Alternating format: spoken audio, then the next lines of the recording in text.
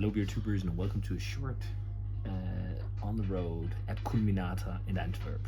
So we were actually on the way to Amsterdam, but we wanted to stop by here on the way because this would be a chance for me to try a beer that was bottled in my birth year. This, if you haven't heard about this, is a very historic beer bar in Antwerp. They have a crazy big selection of vintage bottles of all kinds of different beers, and we decided to get two to try. So we got a bottle of one of the bottles they still have, so they have sold out a lot of it during COVID, but they still had bottles left of La Top Double from 1990. So that's what we're going to be trying from my birth year. But then because they had it, I also wanted to try some aged Orval. So we're trying some Orval from 2015, which is then how old is that? 10? Which one? The Orval? 17 years 17 years old? Which is crazy. That was bottled when I was 15. But let's start with the top here. I mean, I was amazed when she popped it. That was still carbonation. And you can see a head on the beer. It looked fairly clear. I mean, not as clear as the Orval, but let's try and smell it. Okay, that is really, really interesting. So it's definitely really oxidized. It smells like prunes and figs and raisins, like lots of dark fruit. There's almost a little bit of like a chocolate and rye bread thing too still. It's gonna be fun. Cheers. Also honey, caramelized honey.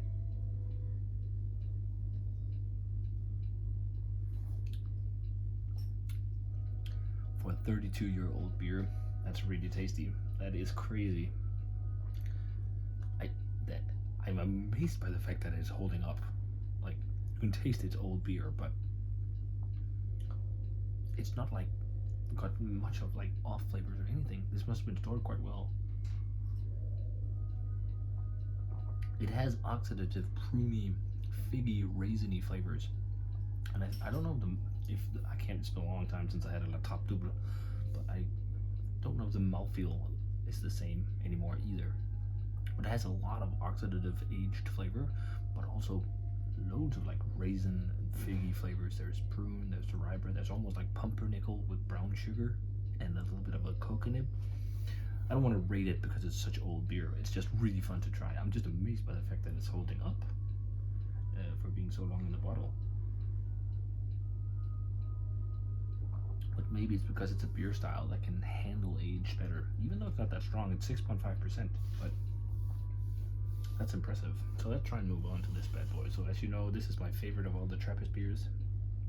I'm amazed by the clarity and the high carbonation for a beer that's, how old, 17 years? Let's take it out. I love Orval, so wow. Loads of Brettanomyces compared to fresh. It's really funky. Really, really heavy on funk. You're lacking all the freshness of a fresh Orval with the dry hopping and everything. Really, the bread is just really taking over. It smells pretty good.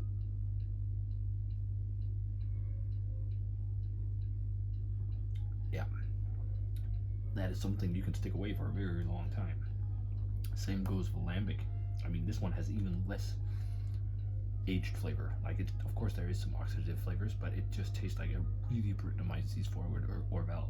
Like loads of funky dry bread. Sherry is there. There is still like a peppery hoppiness and bitterness, black pepper. That drinks really well. I've never tried Orval this old.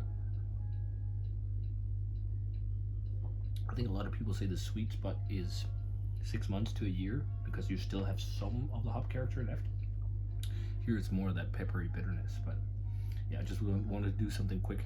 It's on the phone, so I hope the quality is still alright, but I just want to do a quick video here because it's so rare you get to try stuff like this, like a beer from your birth year.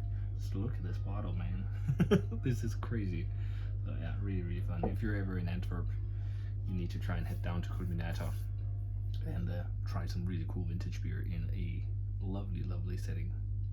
Cheers.